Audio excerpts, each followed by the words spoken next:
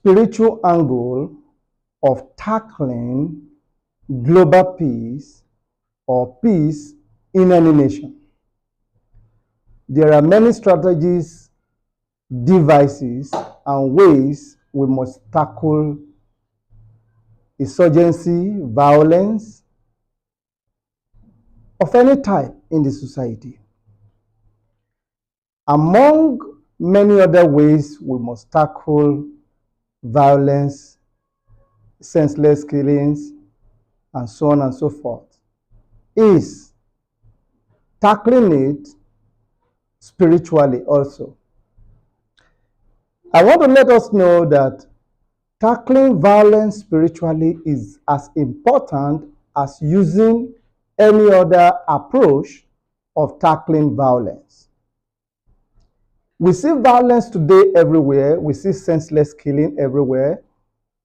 So many reasons for killing. You see tribal killing, you see famine and herders killing, you see different types of killing, including ritual killings, money ritual killings. We in Segom, we are bringing solution to this violence. Killing is as a result of violence. Fighting is as a result of violence.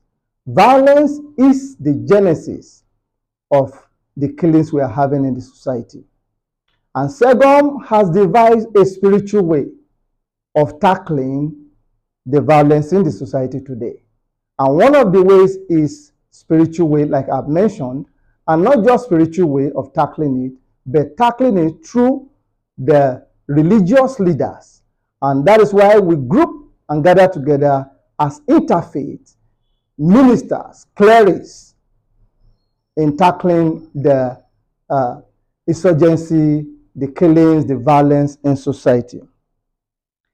The spiritual angle of tackling all violence on earth is important. The reason is because the kingdom book, which we all refer to as the Holy Bible, recorded that violence started in heaven. In Revelation chapter 12, from verse 12 to 7. I just take one verse. The Bible said, "And there was war in heaven. Michael and angels fought against the dragon, and the dragon fought and his angels." So, violence started from heaven. Fighting, war, killing started from heaven. So, the Bible made it clear here. The devil also fought war on earth and made the whole world desolate. If you read the book of Isaiah, chapter 14, verse 12 to 17, time will not permit, I will take just one verse. It says, "How art thou fallen from heaven, O Lucifer, son of the morning? How art thou cut down to the ground? And these weakened nations, for thou hast said in thy heart, I will ascend into heaven. I will exalt my throne above the stars of God. I will sit also upon the mount of the congregation in the side of the north." So this was how Satan planted coup, and there was first violence in heaven. Satan was also the root cause of sin and suffering, which led to violence in the earth.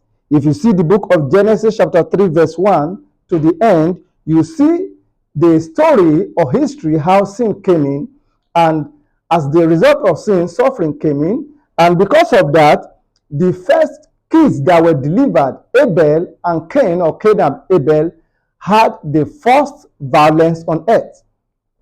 Cain, the elder brother, killed his younger brother called Abel. Reason is because of the initiation of violence into the world by the devil. So, another of his strategy also is to use men to kill men, causing fighting and quarreling. The purpose of the devil is to steal. Don't forget that the purpose of the devil is to kill, to steal, and to destroy. But the purpose of our Lord Jesus Christ is to give us peace. Now, for you to know and to see clearly that there are spiritual angles of fighting violence. You see in the book of Mark chapter 5 verse 13, and forthwith Jesus gave them leave, and the unclean spirit went out and entered into the swine, and the herd ran violently down a steep place into the sea. Now, what this place is telling us is about how Jesus Christ cast out the devils from an unclean man, and the evil spirit that left the man went into the pigs, or call it the swine. Now, it was an evil spirit that was troubling that fellow. And the fellow, anytime the spirit come upon him, he become violent. He kill people, he maim. And so, it is a spiritual force that empowered men, that triggered men into violence. Violence is not ordinary. When people, companies, governors, and everybody, leaders begin to see tackling of violence only through other means, through physical means, and some of us that are academicians, we begin to apply psychology, apply philosophy into solving the problem, dialogue, and so on. They are fine, they are beautiful, they are acceptable. And those are one of the ways and the approach that Segun we follow also, or is following. But don't forget that when you see us gather as bishops, as imams, as sheikhs, as men of God, as pastors, when we gather together to pray, including our traditional rulers, when we gather together to pray, we are not playing. We are praying away the violence from the society. Listen, if you want to defeat the devil and his agents, don't go and fight him physically. You must start the fight from the spiritual realm. And that is why in Segun, we love interfaith prayer. And what we are saying is that anytime we call for interfaith prayer, please do come out from your homes, because we need to conquer this violence, especially domestic violence. You can see the husband talking to the wife. Before you know it, it results to violence, and from there to divorce and all manner of unpleasant things happening around our homes and our families. So all this we need to put to check. We need to check them, because from the little violence, it advances to societal violence. A little argument in the society can turn to a very big riot. You all know. And I don't need to tell you too much story. All I am saying is that we must back up interfaith prayers for tackling violence in our society. Don't joke with it. I'm not here to preach a long message. I just want to pass this message across, that we should all respond.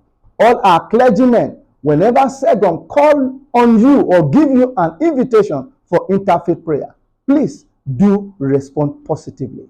God bless you.